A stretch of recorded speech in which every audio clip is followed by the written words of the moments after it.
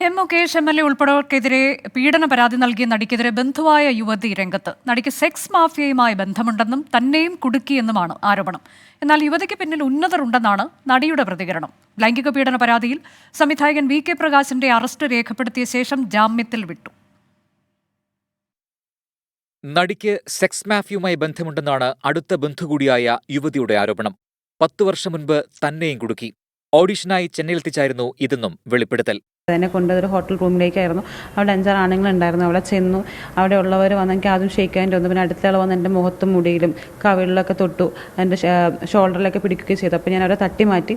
ആ ഒരു സിറ്റുവേഷനിലാണ് എനിക്ക് മനസ്സിലായത് പുള്ളിക്കാരുടെ ഉദ്ദേശം ഒരു ഓഡീഷന് കൊണ്ടുപോവുകയല്ലായിരുന്നു. അവർക്ക് എന്നെ കാഴ്ച വെച്ച് അല്ലെങ്കിൽ അവർക്ക് എന്നെ കാണിച്ച് പൈസ ആ ഒരു ലെവലിലേക്ക് എത്തിക്കുകയായിരുന്നു എനിക്ക് മനസ്സിലായത്. യുവതിയുടെ മൊഴി പോലീസ് രേഖപ്പെടുത്തും. എന്നാൽ ആരോപണങ്ങൾ നടി നിഷേധിച്ചു.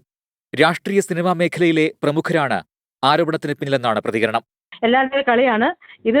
മൊത്തം പ്രശ്നമാകുമെന്ന് അറിഞ്ഞപ്പോൾ എന്നെ എങ്ങനെയെങ്കിലും കള്ളക്കേസ് എടുത്ത് അകത്തിടുവാണെങ്കിലേ എനിക്കിത് ഒരറിവുമില്ല, ഞാൻ അങ്ങനെ ചെയ്തിട്ടുമില്ല. I will fight, no problem. അതേസമയം ലൈംഗിക പീഡന പരാതിയിൽ സംവിധായകൻ VK പ്രകാശിന്റെ അറസ്റ്റ് രേഖപ്പെടുത്തിയ ശേഷം ജാമ്യത്തിൽ വിട്ടു. സാങ്കേതിക നടപടിയുടെ ഭാഗമായാണ് പള്ളിത്തോട്ടം പോലീസ് അറസ്റ്റ് രേഖപ്പെടുത്തിയത്. 24 കൊച്ചി.